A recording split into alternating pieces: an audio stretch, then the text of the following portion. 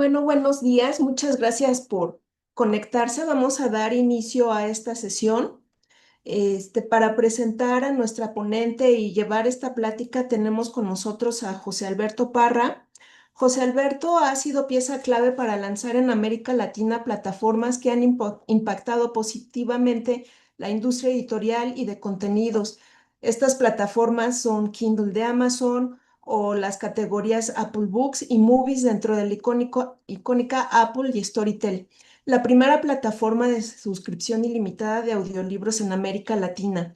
Actualmente, José Alberto es director de estrategia digital para Estados Unidos y América Latina en Grupo Planeta y desde marzo de 2025 es secretario del Consejo Directivo de la Cámara de la Industria Editorial Mexicana. Entonces, pues muchas gracias, José Alberto, muchas gracias, Valentina, y le cedemos la palabra para iniciar. Buenos días. Muchísimas gracias, Claudia. Buenos días a todas y a todos. Veo que hay gente de Colombia, gente de Argentina. Bienvenidos. Seguramente también aquí de México. Vamos a iniciar. La verdad es que es un honor moderar esta charla con Valentina. La presento brevemente. Valentina Alvear Obregón es gestora de innovación y tecnologías educativas en Caligraphics. Tiene más de 20 años de trayectoria. Es especialista en diseño editorial. Desarrolla contenidos accesibles, multimodales y centrados en las personas. Es conferencista e impulsora del diseño universal para el aprendizaje, DUA, en América Latina. Bienvenida, Valentina. Tenemos una charla realmente interesante.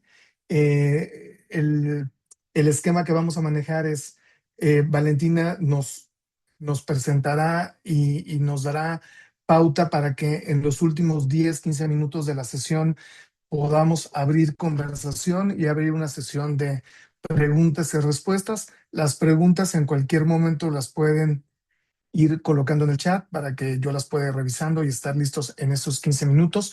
Y adelante, te dejo con tu público, Valentina. Es una charla muy interesante que nos habla de lo que es la experiencia en el contenido y de cómo optimizar el ecosistema lector que tanta falta nos hace. Gracias, Pepe. Bienvenidos a todas y a todas. Muchas gracias por la invitación. Aquí con mucho gusto compartiendo con ustedes desde Chile. Veo que hay una comunidad que está haciéndose parte de distintas partes de Latinoamérica, así que me gusta mucho que esta conversación se abra también a la reflexión, ¿cierto? De nuestro rubro editorial que es tan bonito, pero al mismo tiempo tan desafiante. Así que bueno, vamos a comenzar. Como decía Pepe, vamos a dejar un espacio al final, sin embargo, en cualquier momento van dando las preguntas y esperamos que sea de su agrado y muy útil esta conversación.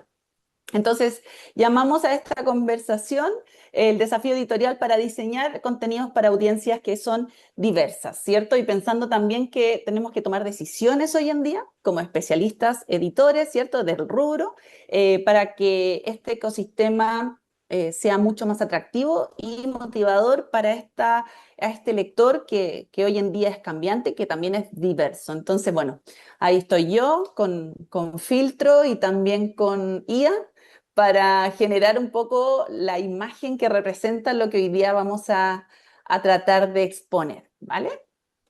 Comenzamos entonces. Como primer punto, siempre me gusta partir la conversación con esta pregunta. Si por favor pudiesen responder por el chat, tú mismo, Pepe, si quieres también compartir esto, siempre lo dejo muy, si se atreven a compartirlo, y agradezco mucho también esa confianza en decirme si alguien tiene o ha tenido en algún momento una discapacidad. Ahí basta con que digan sí o no y con eso está bien. En el chat, sí, van respondiendo. Ok, por ahí sí, no, ok, perfecto, perfecto. No necesitamos saber cuál, pero simplemente saberlo, ¿no? Eh, Mientras responden, paso a indicar que este símbolo es el nuevo símbolo que refleja hoy en día la inclusión y la discapacidad desde un punto de vista más universal. Lo entrega la ONU, ¿cierto? Tiene los colores de la ONU y también está basado, inspirado en el hombre Vitruvio, en donde ya las discapacidades no son asociadas a una discapacidad física. ¿Se acuerdan que antes el icono era una silla de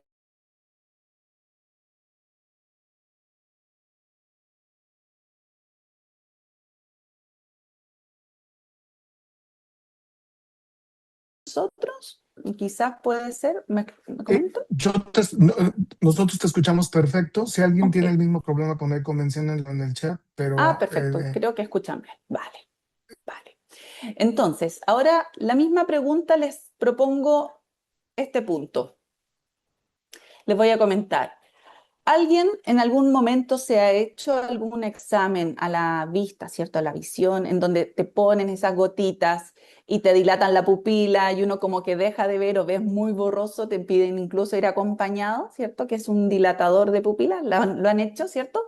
Y han tenido entonces esa discapacidad que es momentánea, transitoria, pero es una discapacidad visual, ¿cierto? Algunos como yo, como Pepe, utilizan anteojos, gafas, ¿verdad? Porque tenemos una discapacidad visual, ¿cierto? ¿En algún momento les ha pasado que por nadar ahí creyéndonos nado sincronizado, haciendo piruetas en la piscina, en la alberca o en el mar, nos ha dado una infección al oído, una otitis, ¿cierto? Que eso es terrible, que te deja ahí con una sensación de no querer escuchar a nadie ni al mundo. ¿Les ha pasado alguna vez? Sí, ¿cierto? Y eso es otra discapacidad auditiva transitoria, pero también es una discapacidad. ¿En algún momento alguien ha dado un mal paso en la vida, un tropiezo en la vida que lo ha dejado con una esguince, con una fractura o algún problema motriz, ¿cierto? Ya sea en una mano, en un pie. ¿Han usado alguna vez yeso o hoy en día ya se usa botas, ya estamos mucho más modernos? ¿Sí? ¿También? ¿Les ha pasado? Esa es una discapacidad motriz, ¿cierto? Y ahí uno se da cuenta cómo está mal diseñada la ciudad cuando uno necesita moverse, ¿no?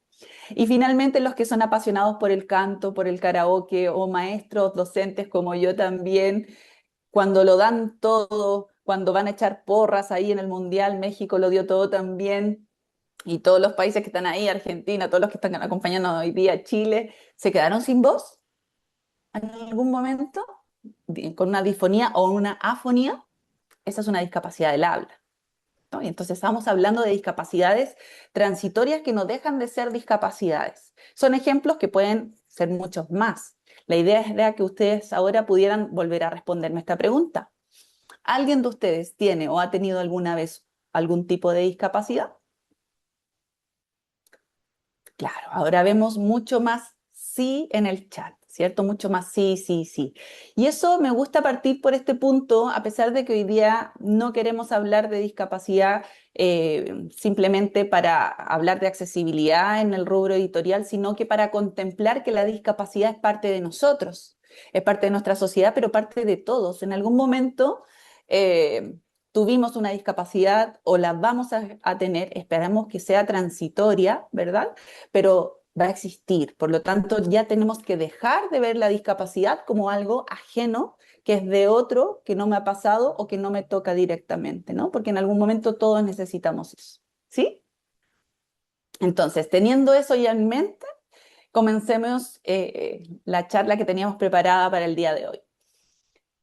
¿Se han dado cuenta que hay mucho circulando o habitualmente en el rubro editorial se habla de que cambió el lector, que ya no leemos tanto, que se está perdiendo el libro en concreto, que hay un nuevo tipo de lector y bueno, todo esto es un poco basado muchas veces en mitos o preconcepciones de cada uno según lo que también ve, ¿cierto? Según su negocio, rubro o estilo de trabajo editorial. El ecosistema de lectura sí cambió. Ahí Pepe lo adelantaba, ¿cierto? Hablamos de un ecosistema, se está hablando mucho de ecosistemas, nos gustan estos tópicos y palabras que generan como modas también, ¿no? Pero hablamos de un ecosistema en varios rubros, no solamente en el editorial, en el educativo, en el sistema también de redes sociales, etcétera, de tecnología también. Entonces, lo que sí sabemos es que el ecosistema cambió. Entonces, fíjense en el ejemplo que tenemos en pantalla. Tenemos dos columnas, una que está con un texto rojo y una en un texto azul. Ambas dicen el mismo texto. Sin embargo, si yo les pregunto a ustedes cuál de estas les permite comprender mejor cómo entrar a este contenido, cómo acceder a esa información, ¿cuál elegirían ustedes? ¿La columna que está con letras azules o rojas? Azul ya me están diciendo por ahí, ¿cierto? Azul. ¿Por qué? Porque está ar arquitectada o modificada o planteada con un modelo mucho más claro, ¿verdad? Tenemos un título que está planteado en una pregunta y esa pregunta también te indica un poco qué quiero saber yo. Y la misma información que está en la columna izquierda se divide en párrafos, ¿cierto? Y hace que sea más amigable. Eso nos pasa a todos, incluyendo el mejor lector, al que le gusta leer todo, ¿cierto? Hasta la instrucción del shampoo. Hasta ese lector le gusta una lectura que sea también mejor preparada. Entonces, hoy día, como principalmente Caniem habla hacia México, pero hoy nos acompañan también de muchos otros países, quise traer algunos datos para que analicemos el escenario desde los datos duros y no estar pensando en estas preconcepciones, ¿no? Este es un informe que entrega INEGI para precisamente trabajar los módulos de lectura, que es el MOLEC 25, que fue el del año recién pasado. Entonces, INEGI lo que hace es el Instituto de Estadística, ¿cierto?, que trabaja a México para realizar distintos tipos de resultados. Entonces, ¿qué nos dice este primer gráfico? Si se fijan en la información, ¿qué leen los mexicanos? ¿No?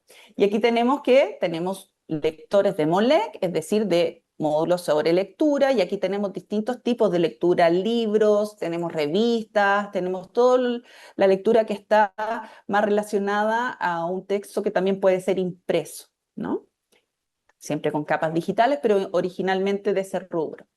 Y fíjense, las redes sociales, hay un 13% y estamos hablando de una población lectora de más de 12 años de edad. El 13% leyó únicamente redes sociales, el 79% leyó al menos un material del estilo MOLEC y 7,9% dice que no leyó ningún material, ni redes sociales, ni un material de MOLEC. Por lo tanto, ahí igual hay un punto, ¿no? Como que hay un punto de preocupación en ese lector que no está leyendo, básicamente, que no tiene oportunidades. ¿Para qué analizamos estos números? Precisamente para darnos cuenta de que no es que leamos menos. Habitualmente, hoy lo que vemos es que hay un rubro de lectura ampliado porque se diversificó la oportunidad de leer. Entonces, en este esquema que vemos acá, nos dimos cuenta que lo híbrido pasa a ser normal. Los libros que teníamos en físico también tienen oportunidades de leerse en digital. Y si aquí vemos por edades estos gráficos, cuántos leyeron en impreso, en azul, y la columna en verde, ¿cierto? Cuántos leyeron en digital. Si se dan cuenta, y por edades, que son los números que están acá al ladito, de 12 a 24 años, de 25 a 39, de 40 a 59 y más de 60 años, todos están por sobre el 75% leyendo en físico. Cualquier tipo de lectura MOLEC, ¿cierto? Revistas, libros, diarios, etc. Y un porcentaje dentro, por aproximadamente del 30 y tantos por ciento, lee en digital. Es decir, no es un rubro que ha absorbido completamente lo físico. Y entonces eso es un análisis interesante si nos fijamos en las edades, porque también hay estudios que hablan por ahí de las generaciones, ¿no? De la generación X, que se mantiene quizá más en lo físico, los millennials, que son como la transición, la generación Z y la alfa. Si se dan cuenta, aquí esa diferencia no es tan notoria. Impresionantemente, se mantiene hasta edades más jóvenes más marcada la diferencia de permanecer, ¿no?, en lo físico. Entonces, no podríamos decir que la atención desapareció, porque si nos fijamos en cuánto está leyendo promedio, esto estamos hablando siempre de México, ¿no? Pero es interesante llevarlo también a nuestros propios países, buscar este análisis. Lo que nos dice MOLEC es que el promedio de lectura por día para libros es de 59 minutos, es decir, casi una hora diaria que puede dedicar esta población de análisis para leer un libro. 46 minutos dedicados a páginas, foros, blogs, ¿cierto? Redes sociales, puede ser también incluso, y 39 minutos para revistas. Es decir, esto nos indica que la lectura la selección que hacen para leer puede ser rápida, pero se mantiene. Tenemos una lectura sostenida en los distintos tipos de canales. ¿Bien? Y esto es interesante porque al final, ¿qué está encontrando el lector que le están dando ganas de decidir quedarse ahí para leer? Porque una cosa es ingresar a la lectura y otra cosa es permanecer, que hoy en día es el desafío, ¿cierto? Como estamos en la generación y en la etapa del scroll, del feedback inmediato, tenemos muy pocos segundos de oportunidad, algo que realmente me llame la atención para yo quedarme y leer. Entonces, estos análisis, estos datos, los estamos pensando principalmente para llevarnos a una reflexión mayor. Si se dan cuenta, cuando nosotros escribimos habitualmente en prosas, que es la forma habitual que tenemos los editores de escribir, y leemos este texto que dice: el editor recibe el manuscrito, realiza una lectura integral, identifica los fragmentos que requieren reescritura, acuerda las modificaciones con el autor e integra los cambios antes de la maquetación. ¿Les suena conocido a los compañeros editores? Suena conocido, ¿cierto? Ahora, si yo les dijera cuántas relaciones conceptuales, de esquemas, de acciones, de pasos tiene que hacer mentalmente nuestro lector para entender este texto. Si yo les digo a ustedes cuántas son las acciones que tiene que hacer un editor al momento de recibir un manuscrito, ¿ustedes cuántas veces tendrían que volver a releer este texto para poder decirme? A ver, ¿quién se atreve a decirme cuántos pasos creen que son? Que realiza el lector según esta prosa sencilla que tiene 4 líneas, ¿verdad? ¿Cuántas serán las acciones? ¿5? Bien, por ahí. ¿Alguien más detecta 5? Perfecto, detectamos 5 acciones. 6, 5. Ok, ya empezamos a tener un poco de diferencia. ¿Cuántas veces les tocó leerlo para entender qué puede ser? 3. Ok, perfecto. Ahora analicemos si yo le presento la información de esta manera. Es la misma prosa, es el mismo texto, sin embargo lo acompaño de un esquema en donde nos indica que el editor recibe el manuscrito y realiza una lectura integral. Primer paso, leer, ¿verdad? Luego identifica los fragmentos que requieren reescritura. Paso 2, identifica. Luego acuerda las modificaciones con el autor. Acordar, ¿verdad? Y finalmente integra los cambios de la maquetación. ¿Sí? O sea, 4 pasos. Si se fijan, la prosa no cambia, pero el acompañamiento de este esquema visual inmediatamente facilita la comprensión de la prosa y evita que yo tenga que releerla constantemente para integrar una serie de pasos que son sencillos y que yo lo puedo representar de esta manera o quizás de otra, para que el lector también tenga una experiencia más rápida de lectura y pueda captar la información que viene a buscar. Si yo se lo hubiese presentado a ustedes así, no hubiesen tenido que releer esa prosa varias veces, ¿cierto? ¿Les parece? Ok. Entonces, cuando nosotros publicamos, ¿cierto? Y lo hacemos de corazón, porque en general el rubro de editorial es bien lindo, porque uno hace un análisis, mucha investigación, comentas con compañeros, hay debates dentro de la editorial, todo para que el contenido quede bien explicitado para el usuario, para el lector, ¿verdad? Nos centramos mucho en el contenido. Ayer hablábamos con Pepe un poco de eso, ¿cierto? De lo importante más que la transición de si es en digital, si es en físico, era nuestro contenido. Sin embargo, hoy en día, la reflexión que yo traigo acá es elevar. Tenemos el contenido, pero ¿cómo estamos pensando esa experiencia para nuestro lector? Por ejemplo, lo que una publicación debería tener como ruta es que el primer paso para nuestro lector sería descubrir qué hay de interesante en lo que yo estoy proponiendo. Y entonces ahí tenemos la portada, tenemos quizá una recomendación. Los libros de literatura a veces tienen la ganancia de que uno va, lo da vuelta y lee de qué se trata también, ¿cierto? Pero la portada te dice mucho, el título del libro también. Lo mismo pasa con un artículo científico de una revista o con una publicación, una nota periodística, etcétera. Luego el paso 2 es cuando el lector ya decide entrar, ¿cierto? Abrir, comenzar a leer.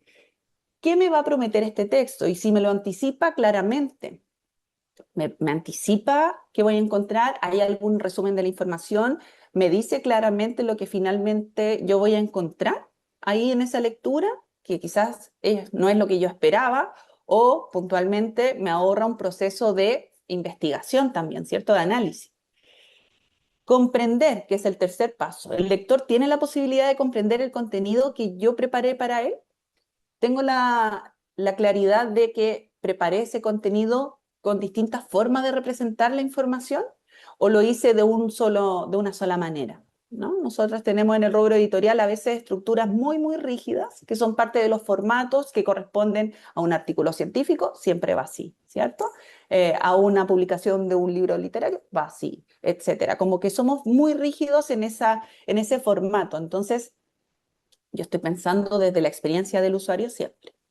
El punto 4, verificar. ¿Tengo la forma de verificar la fuente de la metodología en este texto o tengo que irme quizás al final del artículo? ¿Está muy claro de dónde proviene esta información que estoy leyendo? Finalmente, dentro del ecosistema que tenemos todos como editorial, o en este caso como editores, como creadores de contenido, ¿permito profundizar la información con otras vías de información? Con datos, con audios, con referencias, con, qué sé yo, un audiolibro, un podcast, una red social, un blog, algo que complemente esa información también. Y finalmente, ¿cómo le permito yo regresar a este contenido a mi lector? Le doy para más información, busca acá, síguenos en este lugar, le doy un QR con información. ¿Qué hago yo también para que ese lector se vaya con las ganas también de volver a leer un poco más al respecto de lo que yo indiqué? La idea de este proceso, de la experiencia de este lector, es que evitemos las fricciones, porque una sola fricción en estos pasos simples que estamos definiendo acá pudiese hacer que ese lector saliera de este ecosistema, saliera de este camino lector que nosotros estamos proponiendo para entregar un contenido, ¿no?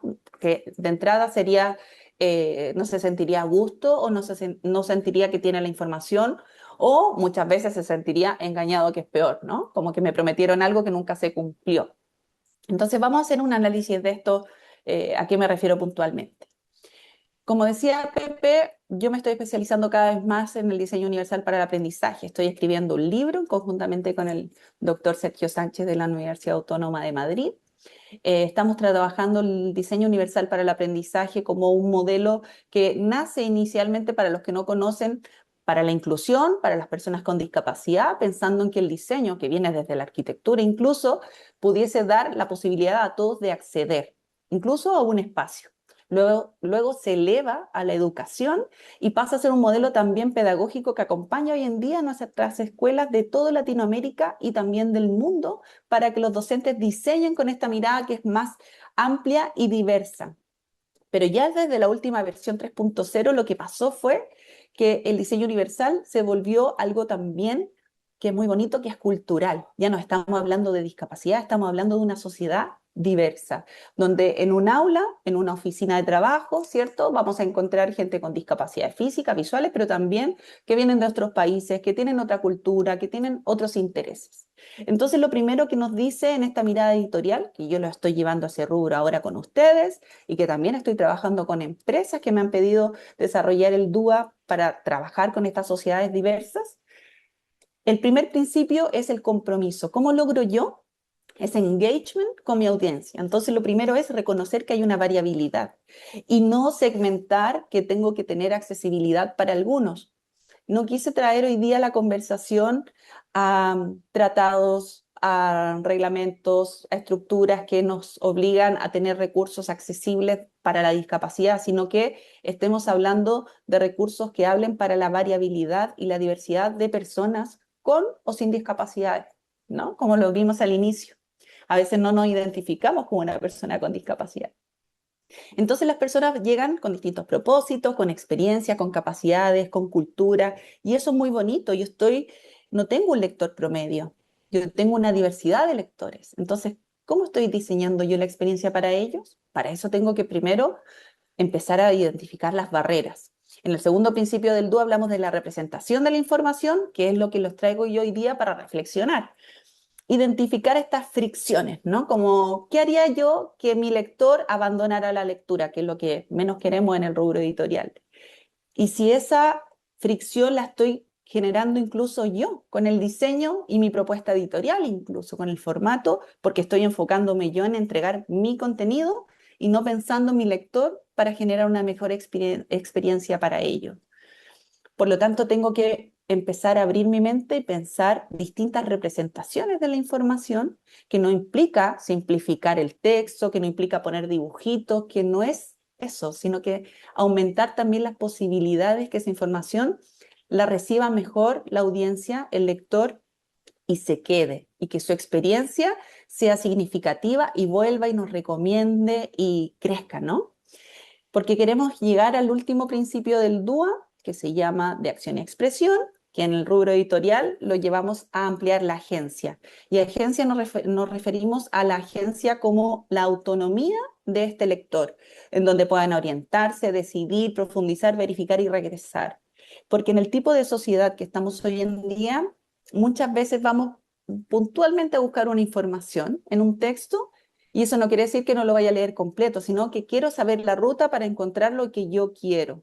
Hoy en día está haciendo la inteligencia artificial para muchos la forma de leer rápido y buscar una información en un texto. Yo diseñé también eso para que el lector no tenga que usar una inteligencia artificial para llegar a la información que quiere buscar o para llegar al punto de encuentro de lo que espera lograr. Entonces, estamos hablando de diseñar estos beneficios, que son oportunidades también para nosotros como editorial, pero sin que necesitemos un diagnóstico, una discapacidad, para brindar estas posibilidades que van a ser muy útiles para todos, ¿vale? Entonces, los que quieran, bueno, ahí está la referencia del diseño universal para el aprendizaje, para los que quieran conocerla. Entonces, vamos más rapidito para que lo podamos ver. Un ejemplo. Porta es un modelo que nosotros trabajamos con el profesor Sergio Sánchez y que va a estar en nuestro libro del diseño universal para el aprendizaje, una guía práctica para el profesor. ¿Qué indica este porta? Y es un modelo muy sencillo para que ustedes lo puedan entender. P de propósito, promesa. ¿Qué ofrece y para quién? Simplemente, mi texto, ¿para quién es? ¿Qué ofrezco? ¿Cuál es la promesa que van a encontrar ahí? La organización y la orientación. Sé dónde estoy, sé qué sigue, cómo organizo yo el contenido para que ese lector pueda encontrar fácilmente lo que va a buscar o esa información. La representación, cómo hago visible ese contenido de distintas maneras. La T de tipografía o tratamiento visual, si este formato sostiene efectivamente el contenido, aporta el contenido. Y la agencia, que es la autonomía, puede elegir mi lector, verificar, regresar. Vamos viendo ejemplos prácticos de distintos estilos de editorial, ¿ya? Lo primero es una revista, una publicación de interés general. En el lado A vamos a encontrar el contenido, transformaciones recientes en los hábitos de consumo cultural. Ese es el contenido, ¿cierto? Y en la columna B vamos a encontrar cómo debería plantearse según el propósito y la promesa que plantea este modelo Porta. ¿Por qué seguimos comprando libros aunque leamos cada vez más en pantalla? Los datos muestran que papel y digital no necesariamente reemplazan, sino que conviven las prácticas de lectura. Es la misma información, simplemente que yo la estoy presentando con el propósito y la promesa de lo que van a encontrar. Y aquí conversaba también hace un rato, ¿se han dado cuenta de esas publicaciones que aparecen en las redes sociales como noticiosas? Conocido actor sufre accidente a caballo.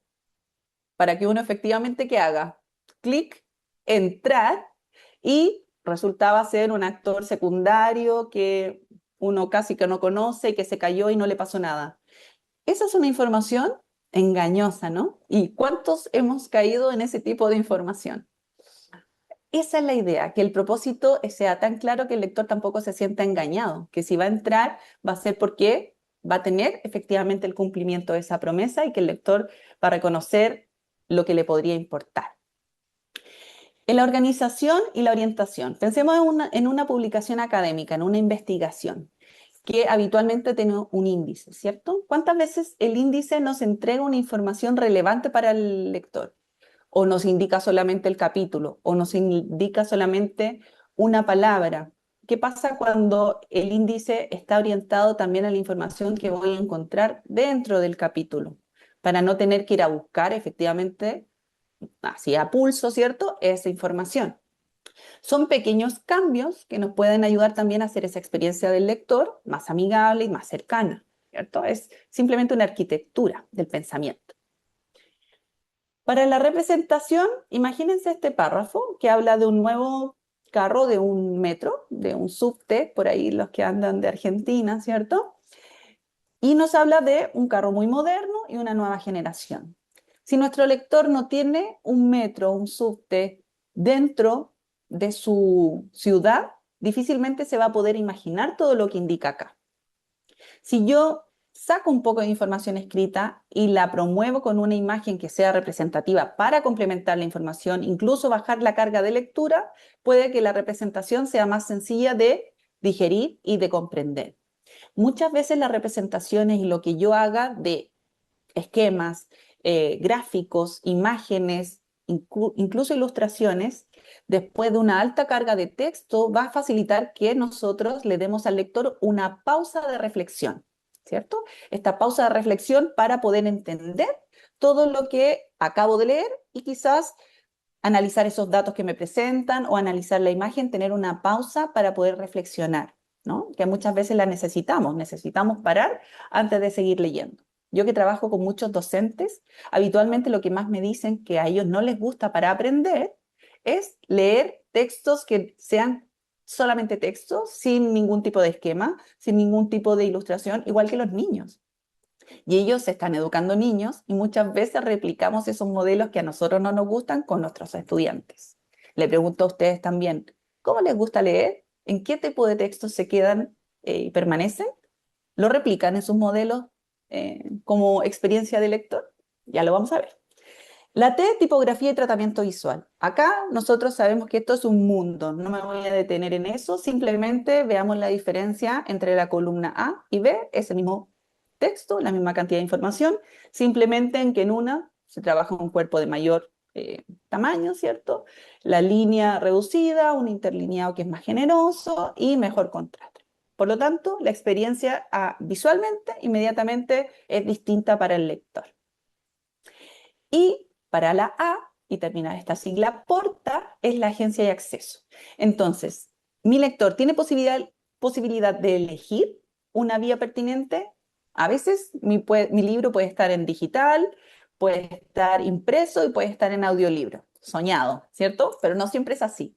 Sin embargo, si yo tengo un ecosistema lector en donde me pueda apoyar con redes sociales, con también, por ejemplo, un blog, una página de noticias y alimentar las formas en que mi lector va a saber de esta información que va a encontrar en mi libro, un podcast, por ejemplo, ahí podría facilitar que él decida por dónde ingresar la información y luego también decida por dónde profundizarla, para que logren verificar los datos y luego regresar. Por lo tanto, lo hacemos más asequible.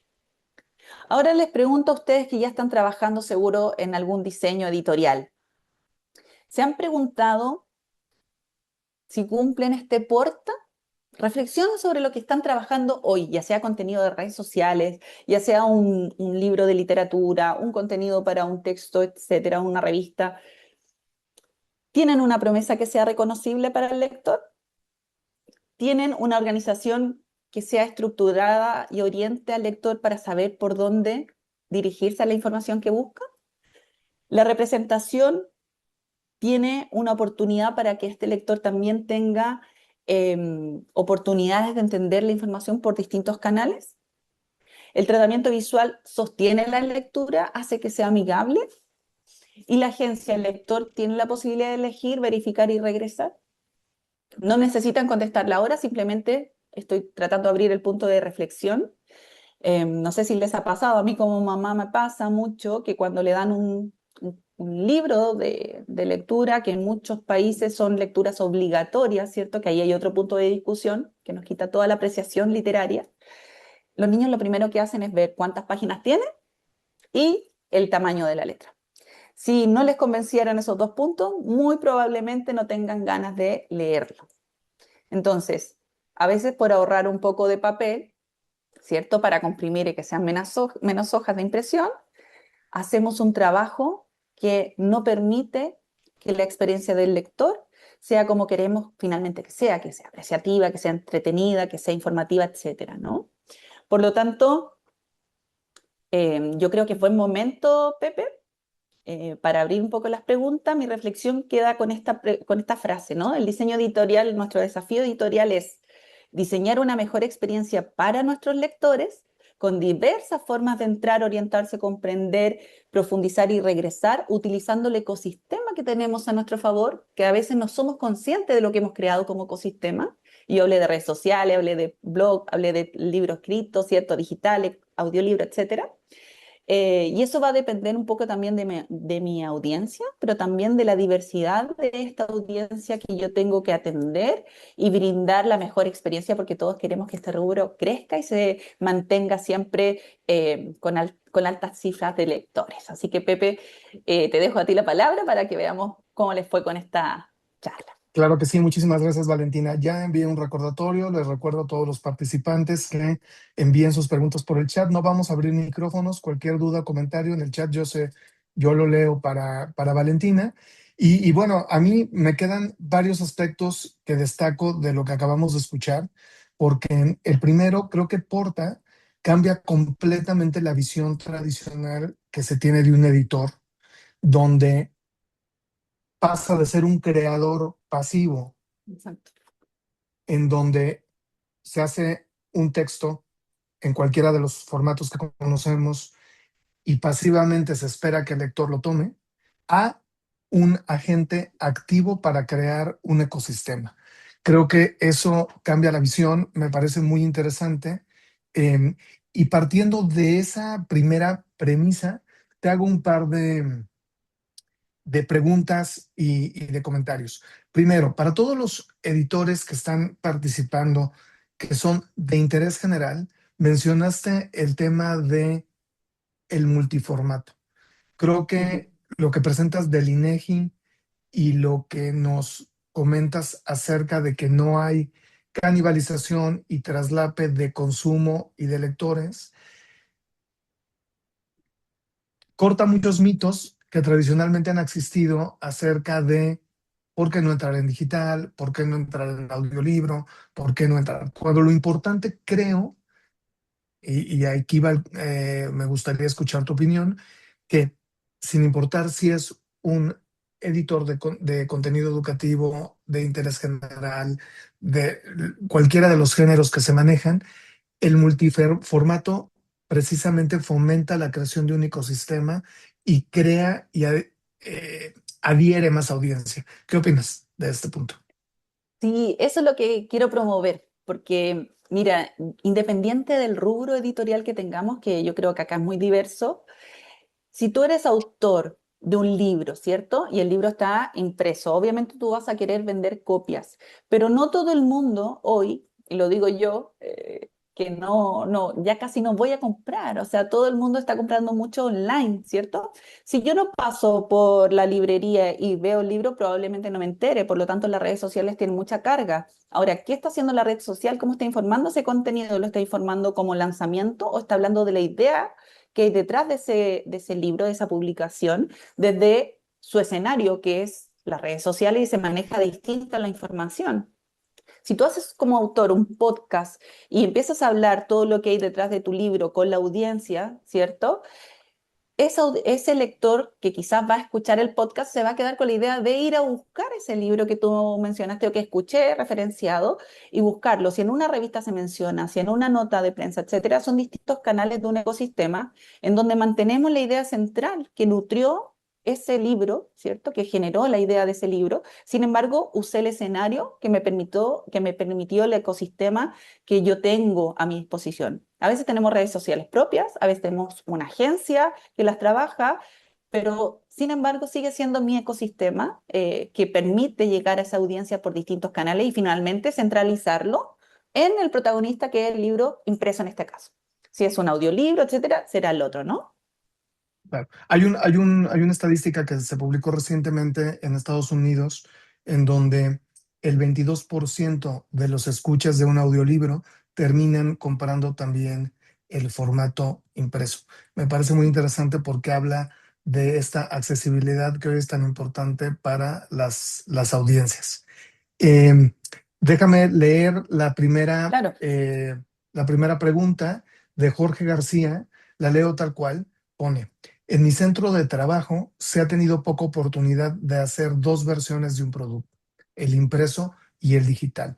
Y el Ujú. resultado es que se tiene poca diversidad de lector, pues las preferencias son casi iguales. Sin embargo, el digital refuerza más el contenido con material multimedia. Es más que una pregunta, un comentario. Sí, sí, y estoy de acuerdo con Jorge, porque ya vimos que los datos nos indican que no quiere decir que tengamos menos lectores de libro físico, ¿no?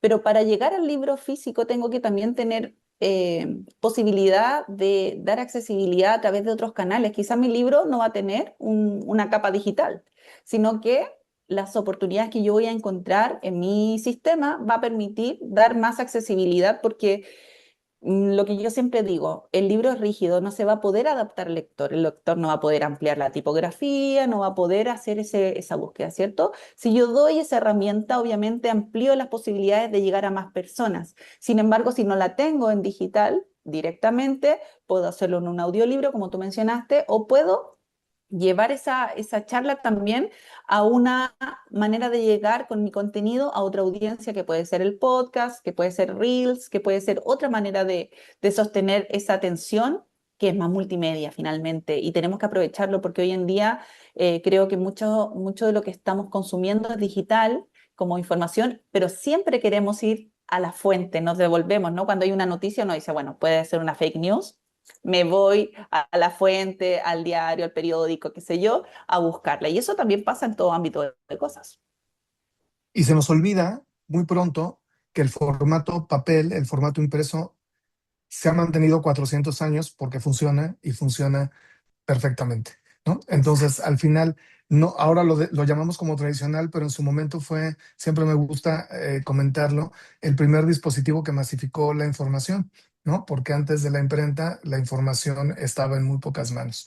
Entonces, Exacto. vamos a continuar con el segundo comentario. Este es de Edgar Tapia, y aquí hay una pregunta, dice, si las opciones de acceso a la lectura se han transformado, ¿hay algo en este modelo que ayude a enriquecer experiencias post lectura, como la comprensión de texto, la reflexión profunda, o únicamente queda el registro de actividad lectora?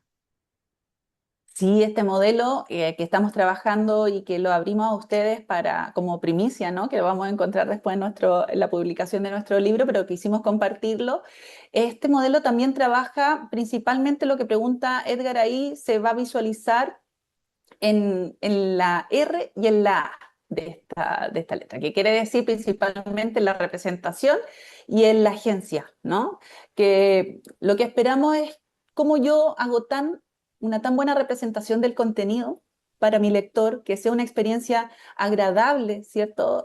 Para ellos, que les permita también hacer algo a partir de eso, ¿cierto? Opinar, quizás subir ellos mismos una reflexión, una publicación en las redes, hacer también la conexión con otras temáticas. Yo quiero que mi lector también evolucione lo que yo creé para ellos, ¿no? Y que a partir de eso surja algo quizás mejor y que esto también sea recomendado para otros, porque fue una experiencia agradable y satisfactoria, que finalmente me permitió tener una lectura lo que nos está permitiendo hoy en día la vida, que es como en los espacios que tengo, detenerme, leer, reflexionar a mis tiempos, a mis ritmos, con mis capacidades, ¿verdad? Con mis intereses, sin que tenga que leer todo un texto largo para recién darme cuenta que no me gustó o que no encontré lo que buscaba. Por lo tanto, este modelo conecta muy bien dos principios del diseño universal para el aprendizaje, que es la representación y la acción-expresión, ¿cierto? Yo represento bien como editorial un contenido con mi ecosistema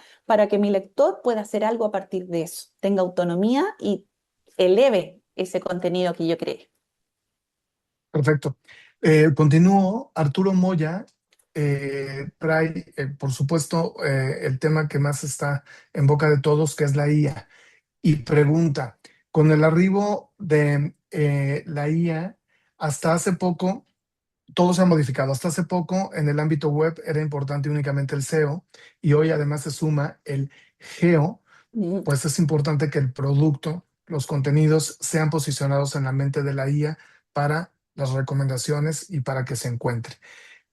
Entiendo que en forma similar estamos entrando a una era donde el producto editorial va a ser filtrado por una lectura previa por agentes de IA y al usuario final le llegará una versión resumida o sintetizada.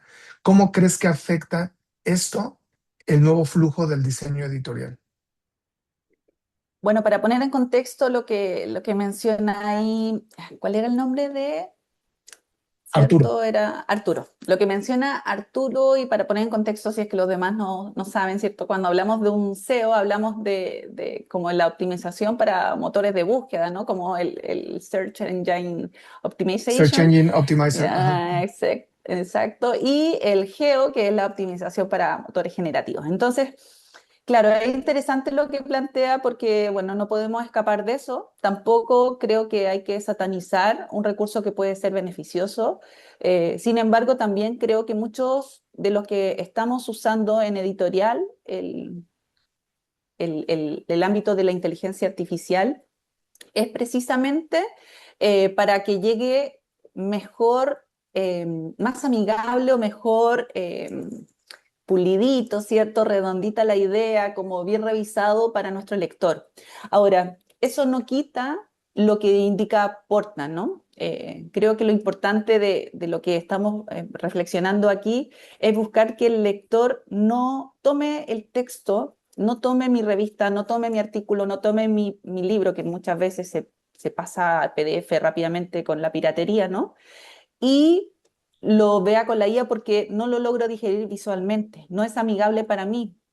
Por lo tanto, antes de siquiera buscar algo, lo paso, ¿no? Y trato de, a través de eso, hacer una búsqueda. Entonces, creo que cuando aparece un intermediario en mi ecosistema que estamos describiendo, hemos hablado de redes sociales, buscadores, sitios web, librerías, etcétera. La inteligencia artificial generativa agrega otra posibilidad que es el primer contacto de una persona con nuestro contenido. Entonces, ¿qué va a entregarle la inteligencia artificial en base a esta ruta, a este diseño que yo hice, ¿no? De mi contenido original. Por lo tanto, también creo que ahí hay cierto guiño también a que yo diseño para mi lector, pero tengo que estar pensando que eso puede ser digerido a través de una inteligencia artificial. Y finalmente esa inteligencia artificial va a filtrar y le va a entregar quizá un contenido que no es el que inicialmente tenía mi texto. Por lo tanto, Porta también aplica ahí.